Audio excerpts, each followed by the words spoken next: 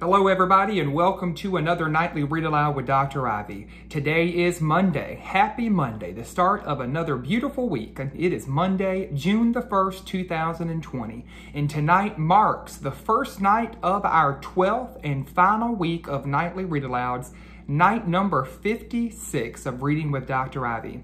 My name is Trevor Ivey and I am a proud educator in Sumter County, South Carolina. And like so many of my colleagues right here in my very own community, across the state, the nation, and even the world are being asked to step up and out of their comfort zone to completely redesign teaching and learning experiences to ensure that our children remain meaningfully engaged during this challenging time when schools are closed, children are home, but learning must continue. To that end, I have dedicated myself to a nightly Read Aloud to help maintain some sense of normalcy during these challenging times. And so each night at 8 p.m. Eastern Standard Time, I share a recorded Read Aloud on my social media channels. And for our 12th and final week of our nightly Read Alouds, each of our Read Alouds this week will be about the final days of the school year. Hard to believe that this is the last week of the 2019-2020 school year. And for tonight's Read Aloud to kick off that last week, I have decided to share a book with you titled Last Day Blues, authored by Julie Danberg and illustrated by Judy Love. Last Day Blues. In our final few days of the school year, maybe you are having a few last day blues. Let's find out. On the Monday morning before the Friday that was the last day of the school year, Mrs. Hartwell took attendance, just like she always did. She sighed as she called out the last name. Oh, I'm going to miss all of you. The kids nodded in agreement. I'm going to miss my friends, said Shannon.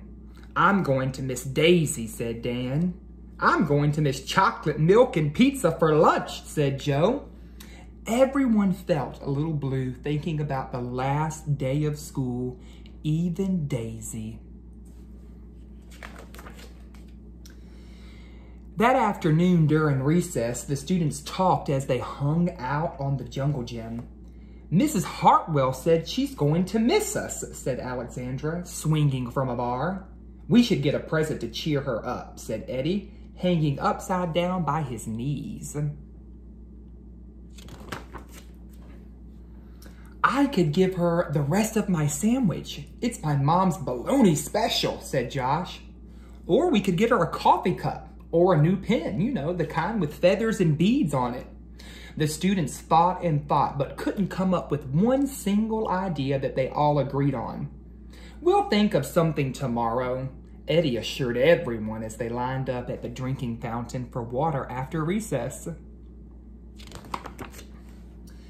On the Tuesday before the Friday that was the last day of school, Mrs. Hartwell read the final page of the last Read Aloud book.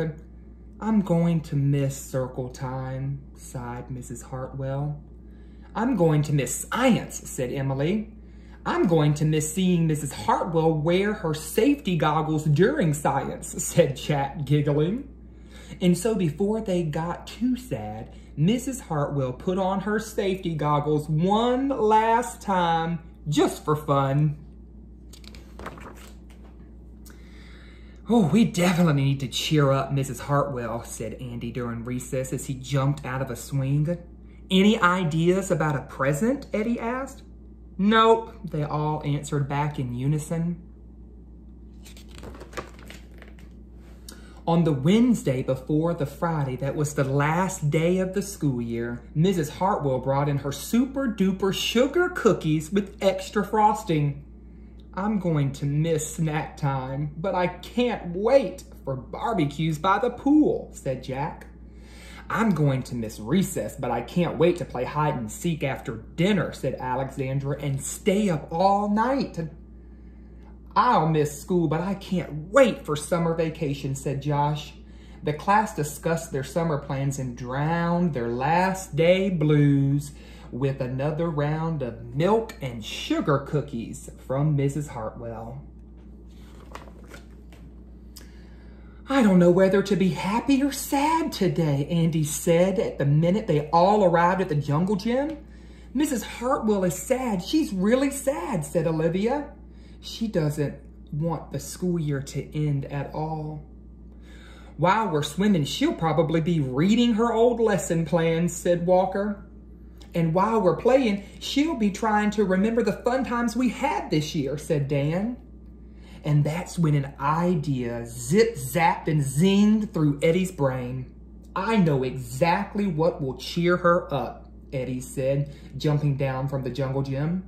The class agreed that it was perfect. On the Thursday before the Friday that was the last day of school, Eddie raised his hand right after Mrs. Hartwell started language arts. We need some privacy, please, he said. And so Mrs. Hartwell took down the bulletin boards with her back to the class. She never even peeked. Well, only once.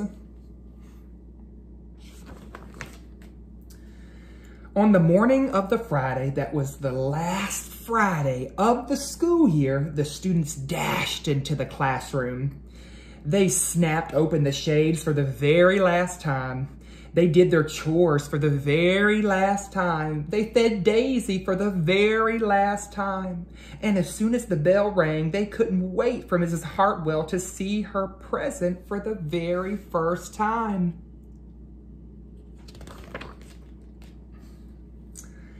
And you see the note that they wrote to Mrs. Hartwell. The last day of school makes us so blue. We'll miss recess and pizza and reading too. We'll miss Daisy and cookies and friendship true, snack time and science and learning new. We'll miss spelling bees for our test review and groundhogs that play peekaboo. The year's been great, a big wahoo. There are many things to miss. It's time, it's true, but mostly what we'll miss is you. Later on during recess, Eddie said, I think that Mrs. Hartwell really liked her present. I just hope that it helps, Margaret said. Poor Mrs. Hartwell, they all said sadly as they pictured their final goodbye. Teachers must hate the last day of school. And then it was time. The bell rang. Goodbye, the students called out as they rushed out the door, ready to begin their summer vacation. Goodbye, Mrs. Hartwell called after them. And then she returned to her empty classroom. It's just you and I, Daisy, she said. I'm sure going to miss them this summer. But I can't wait for vacation. And then you see pictures from Mrs. Hartwell's summer vacation. The end. What a great book, The Last Day Blues. Are you having some of those same feelings about the last few days of the 2019-2020 school year? I know that teachers are, and I know many of you boys and girls are having those last day blues. And I know everybody is excited to begin their summer vacation. And we've had such a challenging end to the school year that summer vacation may actually look very different for many of you. But I know one thing, and I know that your teacher would love to hear from you.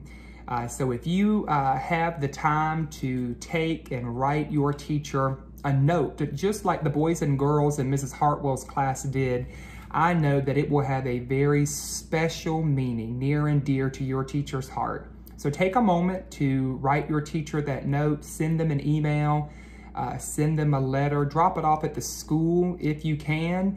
But I know that your teacher would love to hear from you, to cheer them up from these last day blues.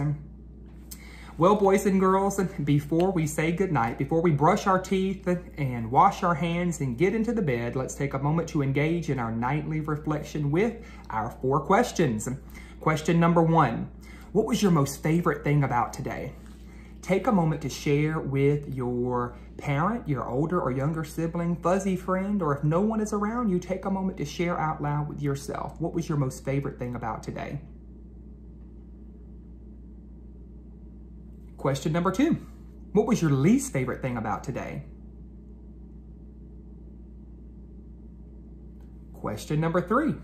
If you could change one thing about today, what would you change?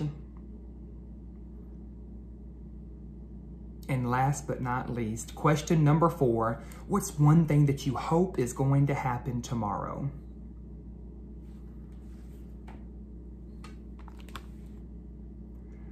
All right, boys and girls, well, that does it for our nightly Read Aloud with Dr. Ivey. You know, it's hard to say goodbye at the end of the school year to your teachers and your friends, and certainly this was a different kind of saying goodbye this year.